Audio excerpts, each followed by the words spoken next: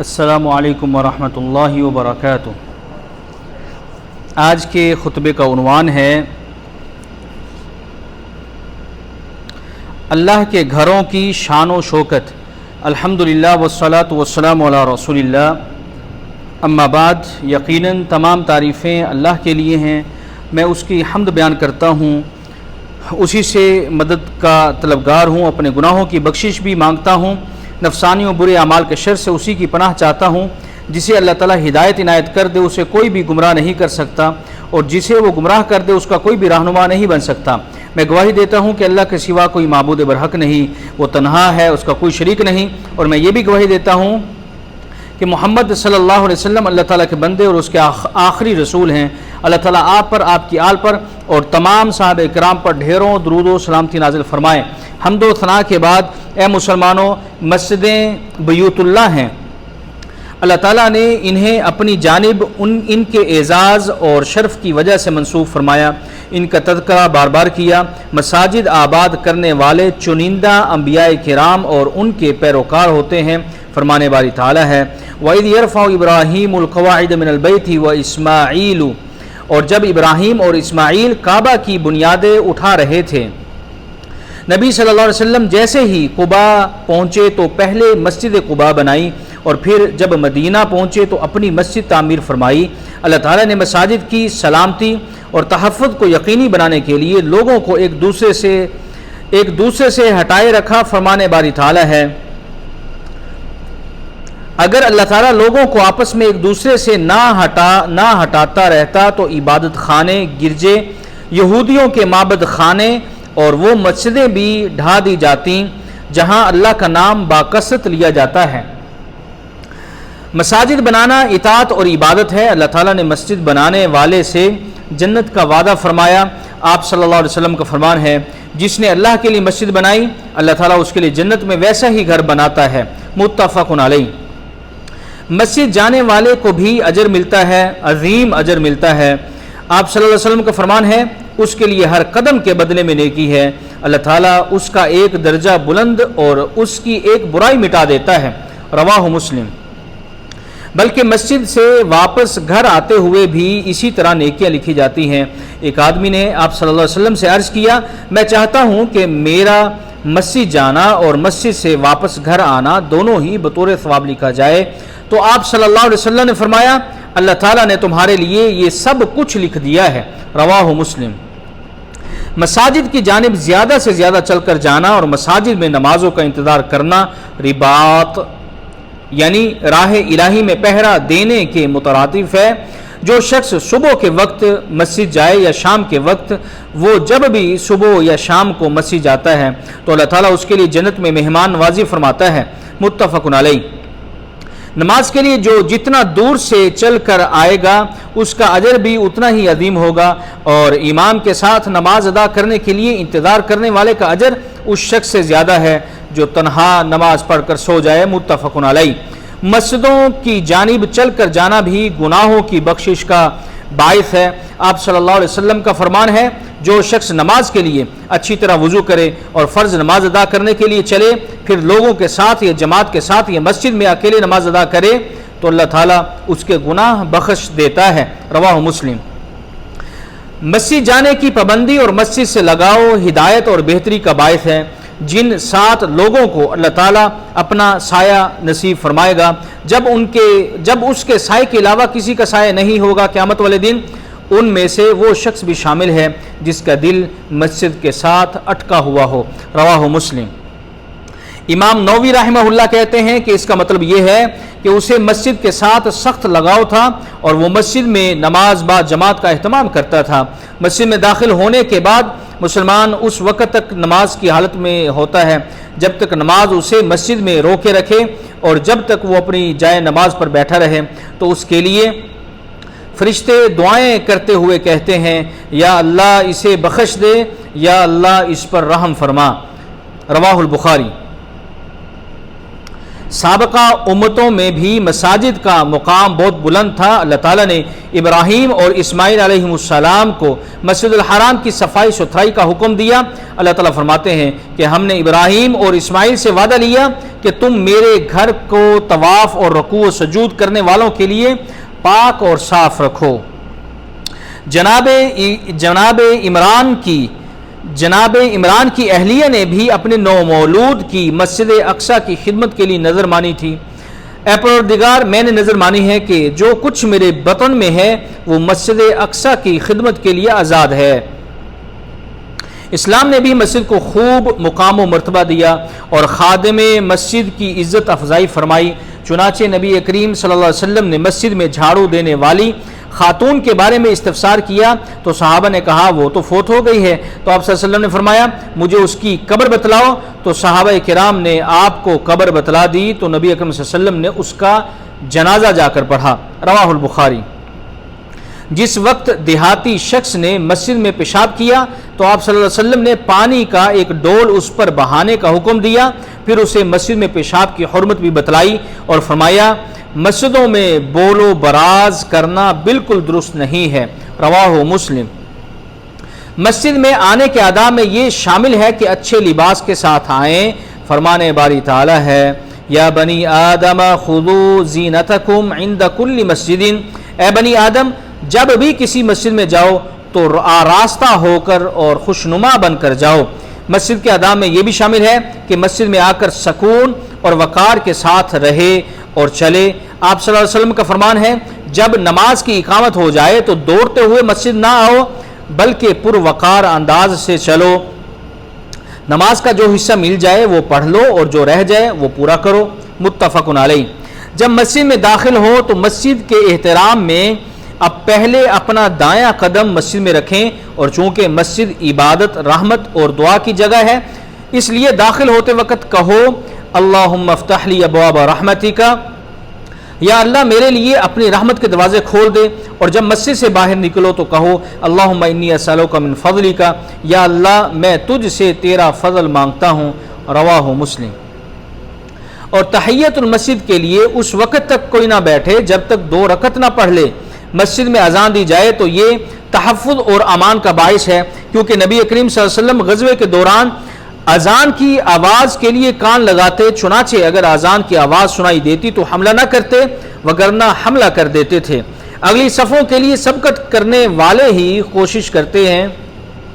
آپ صلی اللہ علیہ وسلم کا فرمان ہے اگر لوگوں کو اذان اور پہلی صف کا اجر معلوم ہو جائے تو انہیں قرآن اندازی کے علاوہ کوئی راستہ نظر نہ آئے اور وہ اس پر قرآن اندازی بھی کر گزریں۔ رواہ مسلم۔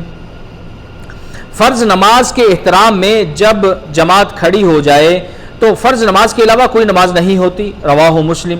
نبی کریم صلی اللہ علیہ وسلم نے مساجد کی آباد کاری کا مقصد بیان کرتے ہوئے فرمایا بے شک مساجد ذکر الہی، نماز اور تلاوت قرآن کے لیے ہیں۔ رواہ مسلم۔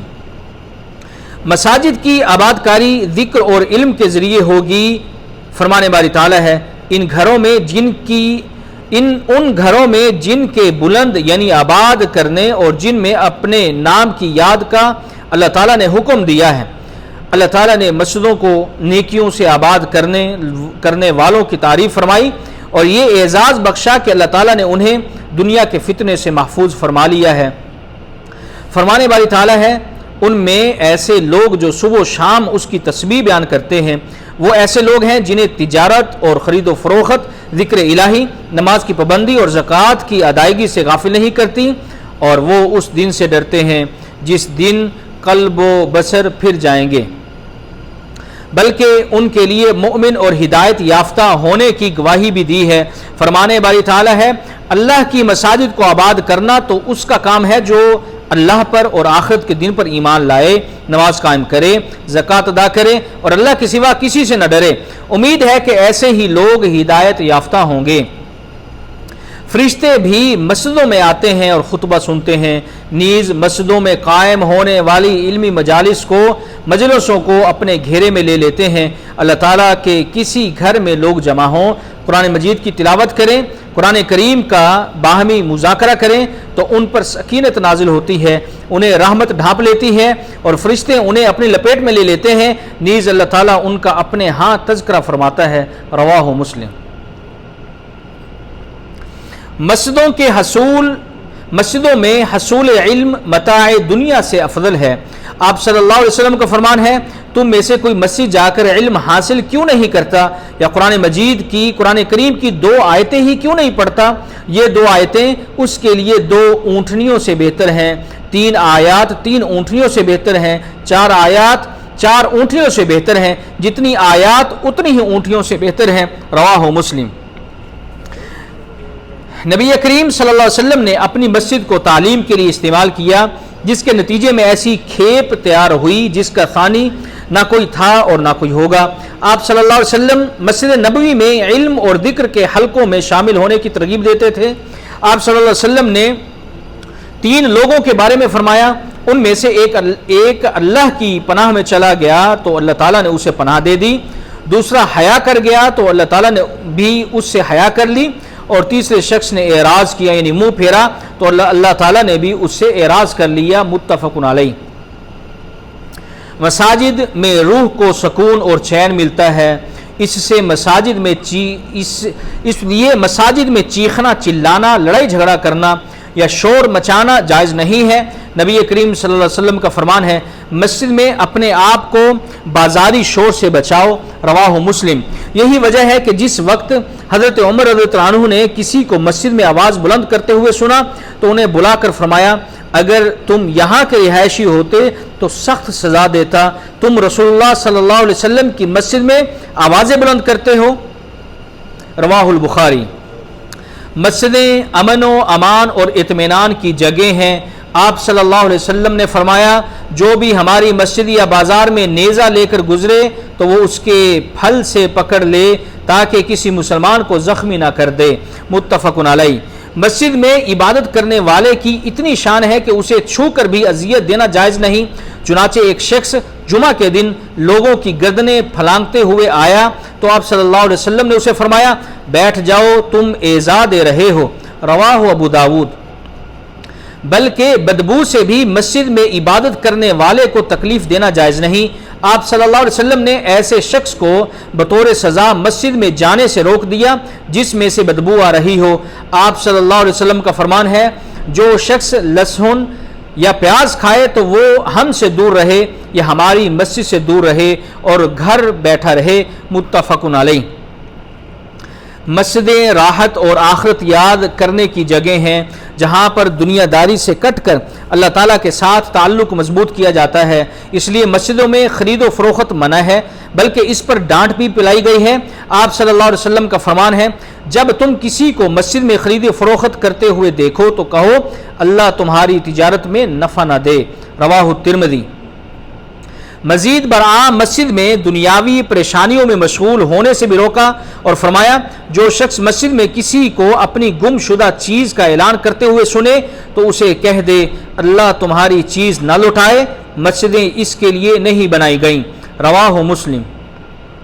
چونکہ مسجدیں سعادت مندی اور راہ راست کا منبع ہیں اس لیے آپ صلی اللہ علیہ وسلم کا فرمان ہے جب آپ صلی اللہ علیہ وسلم جب آپ سفر سے آتے تو سب سے پہلے مسجد میں نماز ادا کرتے۔ رواہ البخاری۔ ہر مسلمان کی اولین ذمہ داری ہے کہ صرف ایک اللہ کی بندگی کرے اور مسجد کے اندر یا مسجد سے باہر کہیں بھی اللہ تعالیٰ کے سوا کسی کو نہ پکارے۔ فرمان باری تعالیٰ ہے وَأَنَّ الْمَسَاجِدَ لِلَّهِ فَلَا تَدْعُوا مَعَ اللَّهِ أَحَدًا، اور بے شک مساجد اللہ کے لیے ہیں کسی کو بھی اللہ کے ساتھ مت پکارو۔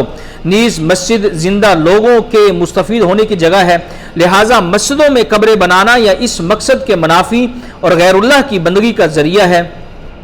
گناہ ویسے تو ہر مکانوں ہی برے ہوتے ہیں لیکن مسجدوں میں غیبت، بد نظری اور موبائل وغیرہ سے گانے بجانے سننے پر گناہوں کی سنگینی مزید بڑھ جاتی ہے۔